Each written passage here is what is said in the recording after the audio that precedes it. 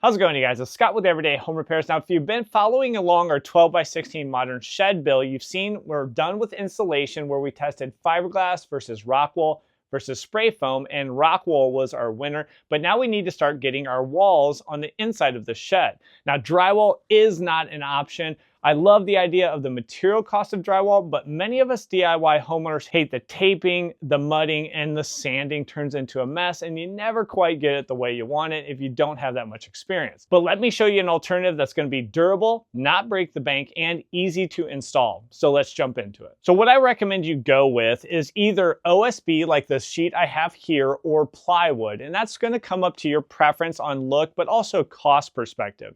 This is similar to what the audience reported in one of the polls we ran, where we said, in a shed or detached garage, do you prefer drywall, plywood, truss core, or other? And the vast majority of people said plywood, with a ton of people in other calling out OSB as their go-to solution. Specifically, you'll see links in the description of exactly what I'm using. This is a 5/8 of an inch sheet of OSB, and it's about $21.50 for a 4x8 sheet, which is a great material cost, coming in well under $1 per square foot. Just a note, truss core, depending on if you do the normal or the slat wall, can be between $4 and $6 per square foot. So that kind of disqualifies truss core, which is a nice product, easy to install, but just cost a whole nother level compared to something like OSB. So let me show you a few tips and tricks to getting this installed. And also I'll show you another alternative if you want a little bit more finished sanded plywood look, but to keep your material costs, we'll address that at the end.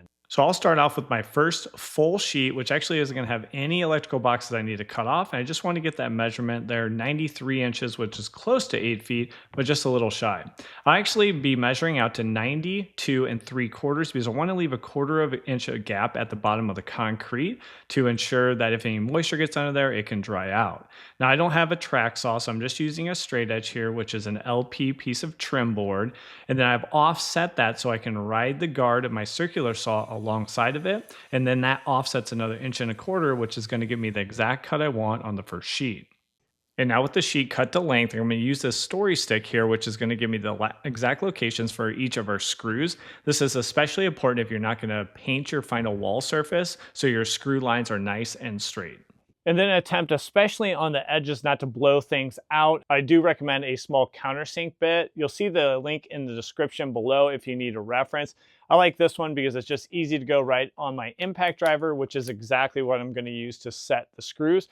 So you go ahead and countersink all of your holes. Now I would shim the bottom. Remember, I want to keep this OSB off of the concrete itself. So I'm shimming it up tight to the top. And I always try to match factory edge to factory edge when I can to try to get a nice consistent gap between panels or between the ceiling and the wall panel itself. So I do highly recommend doing this countersink, especially on those edges. It's going to give you a much easier time to secure this panel to the wall without blowing out your edges.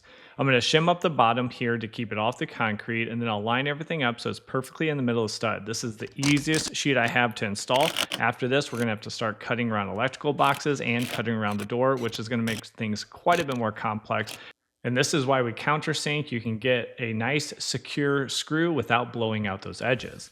Now for the next panel, I need to cut out this electrical box. I could take measurements from our OSB that's already installed and the floor and transfer those on the new sheet, or you can get yourself a pretty inexpensive laser line level like this. This is a Klein Tools, and you'll see the link in the description.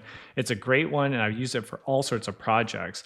So I have the corner of that electrical box located, and I'm just going to secure now our OSB, and now I can go to work marking out 2.5 inches wide and 4 inches deep for the standard 1-gang electrical box. I'll transfer those lines, and once I'm happy with that, then I'll go to work with a brand new wood blade on my oscillating tool, getting the outline. And you can be pretty surgical with these tools if you just take your time and don't get ahead of yourself, and then start to work your depths to cut out the 5/8 of an inch OSB. Overall, the end results are nice and clean and perfectly aligned to the mounting of the electrical box. Then you can just finish up your installation, and we can move on to our exterior door, which is a little harder. So the next sheet is the most complex. I have a single gang outlet box right on the edge here that we need to cut out. I have a dual gang light switch box and a half of this 36-inch door opening, which is going to give us a challenge, but with a few tricks, I think we can accomplish that. Now, if you guys need some help with organizing and storage, we just completed some free complete build plans for 2 different types of tote storage systems, which are super popular. One is 4 totes tall, 3 totes wide, kind of a classic storage system for your shed, your garage, your basement. And another has 2 different columns or stacks of 4 totes with a workbench in the middle, so you can take the totes out and then load things in and out of your totes and then get those back into storage. If you're watching on your TV, you can scan this QR code right here, or you'll see a link in the description. Go over there, provide your email, and then we'll go ahead and send those plans over to you. So let's get back and start to cut this guy out so we can hang our last sheet and see what the finished product looks like. So this one's going to be the most complex. Let me show you how I'm going to approach it. I'm putting a few small screws here in the door frame to make sure that plywood is offset away from the door and away from the wall. Then I want to sink a few screws right next to the factory edge to make sure there's no gap between the 2 sheets before I start cutting anything out, because I want that to be in the final spot before you start cutting out the dual gang box here and then that single gang box that I'm outlining on the bottom of the sheet. Similarly, as we did on our first single gang box, I'm just going to take my oscillating tool, take my time, and start to cut that out. And with some patience, you should get some pretty solid results with your oscillating tool. Just don't rush it and make sure you're cutting correctly. You can make small adjustments as you go. Now I need to transfer some measurements from the outside to the inside of the door and then start tracing out where do I need to cut to start opening this up. And it's not the exact size of the door frame. I need to offset that in about 1 inch to make sure I have the correct reveal all the way around. Now I'm going to start off with my circular saw set to 3/4 of an inch, so it's just barely going through the 5/8 of an inch sheet here, and that's why I wanted to make sure the sheet was off the door frame so I'm not cutting anything behind it. And then I went as far as I could with the circular saw and finished it off with the oscillating tool. And then for the final sheet, it's simpler. I just had to cut out the door, so I transferred those measurements to the sheet, cut it, and then brought it in, driving those 2 screws in right at the factory edge to make sure everything lines up, and then pushing the bottom over to make sure I have less than 5/8 of an inch gap to the other wall to make sure everything lines up in the end. So we have all the sheets hung up, and overall 5/8 of an inch OSB I think is a really great product, especially for a storage shed, utility shed, even a home office. You could put a coat of paint on it, but I want your guys' feedback.